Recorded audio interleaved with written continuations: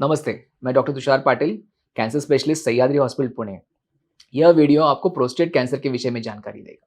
दोस्तों, prostate cancer वैसे तो 60-70s के बाद के पेशेंट्स का ट्यूमर है, बट इंडिया में आजकल एक ट्रेंड देखा गया है कि ये कैंसर्स अर्ली हो रहे हैं। एज अर्ली एज 45-50 हम प्रोस्टेट कैंसर्स देख रहे हैं। तो प्रोस्टेट एक ऐसी ग्रंथि है जो पुरुष ब्लैडर, जो यूरिनरी ब्लैडर है, उसके अराउंड उसको सराउंड करती है और विथ टाइम इसमें बहुत सारे चेंजेस होते हैं, विथ एज इसमें बहुत सारे चेंजेस होते हैं। इसमें दो मुख्य या इंपॉर्टेंट चेंजेस होते हैं। One is benign prostatic hyperplasia with age, that is ये प्रोस्टेट ग्लैंड साइज में बढ़ने लगता है, जिसको हम बिनाइन बोलते हैं, नॉन कैंसरस बोलते हैं। एंड सेकंड इज कैंसर और मैलिग्नेंसी ऑफ द प्रोस्टेट और प्रोस्टेट कैंसर, जिसमें बाहर के लेयर में या जोन में, ट्रांजिशनल जोन में ये कैंसर बढ़ता है।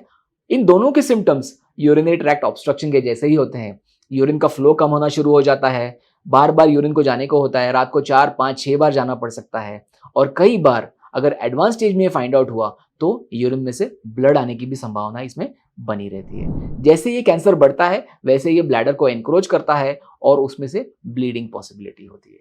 दोस्तों, प्रोस्टेट कैंसर एक स्लो ग्रोइंग बीमारी है जो सालों साल चलने के बाद मेटास्टासाइज या फैलने लगती है।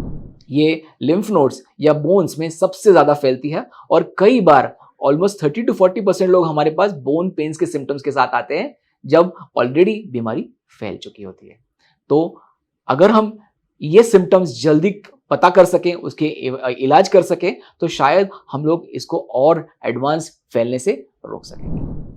इसके लिए डायग्नोसिस कैसे करें? तो सबसे इंपॉर्टेंट है, अगर पेशेंट को ब्लैडर सिम्टम्स है कि यूरिन का फ्लो में रुकावट आ रही है या कुछ तकलीफ हो रही है, एक सोनोग्राफी करके हम प्रोस्टेट की साइज देख सकते हैं और यूरिन कितनी ठहर रही है ब्लैडर में यूरिनेशन के बाद वो देख सकते हैं।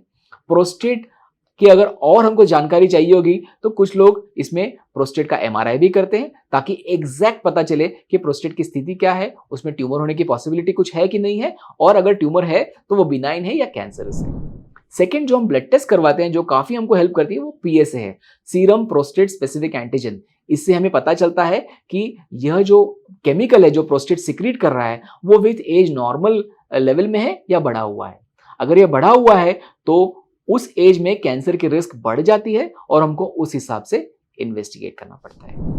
थर्ड, बायोप्सी, जो टुकड़ा निकालने की टेक्निक है वो हम प्रोस्टेट से बायोप्सी कर सकते हैं दो तरीके से। अगर ब्लैडर में ऑब्स्ट्रक्शन है तो हम सिस्टोस्कोपी करके या दूरबीन डाल के उसका एक टुकड़ा निकाल सकते हैं। इससे हमारा ब्लैडर पैसेज भी क्लियर हो जाता है और हमको टिश्यू भी मिल जाता है डायग्नोसिस के लिए। सेकेंड कि हम ट्रांसरेक्टल एक प्रोसीजर है जिसमें हम प्रोस्टेट की बायोप्सी ले सकते हैं, मल्टीपल कोर्स लेते हैं और उन कोर्स का अध्ययन करके माइक्रोस्कोप के नीचे हम एक एग्जैक्ट डायग्नोसिस बताते हैं।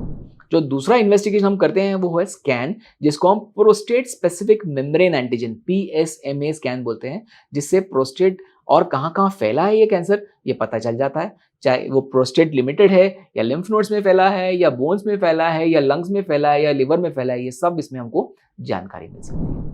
दोस्तों, प्रोस्टेट कैंसर की ट्रीटमेंट शुरुआत में बहुत सहज और सिंपल है।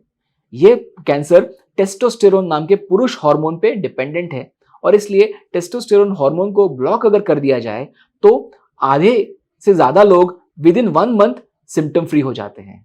तो उसको ब्लॉक करने के दो तरीके हैं, मेडिकली जिसको हम इंजेक्शन देके उस हार्मोन को ब्लॉक कर सकते हैं, और सेकंड सर्जिकली जिसमें टेस्टिकुलर सर्जरी करके हम हार्मोन प्रोड्यूस करने वाली ग्रंथियों को निकाल देते हैं। ये हुई इनिशियल ट्रीटमेंट।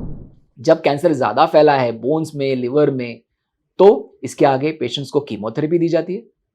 कीमोथेरेपी में oral therapies, targeted therapies and injectable therapies सब अवेलेबल है।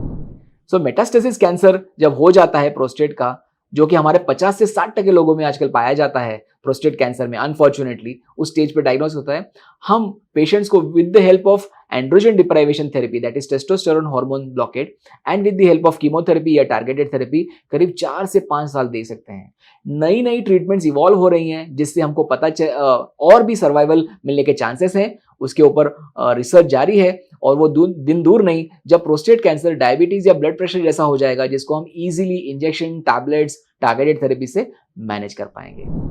एक जस्ट बात बताना चाहूंगा कि अर्ली स्टेज प्रोस्टेट कैंसर जो कि काफी रेयर होता है उसको हम रेडिएशन या प्रोस्टेटिक सर्जरी जिसको प्रोस्टेटेक्टमी बोलते हैं, रेडिकल प्रोस्टेटेक्टमी, उससे पूरी तरह से क्योर कर सकते हैं। ये हालांकि 10 या 20% लोगों में ही पाया जाता है, but whenever possible early stage prostate cancers to be treated and cured with surgery और रेडिएशन। इस बारे में आपको और कोई भी जानकारी चाहिए होगी तो आप नीचे दिए गए नंबरों पे हमसे कांटेक्ट कर सकते हैं।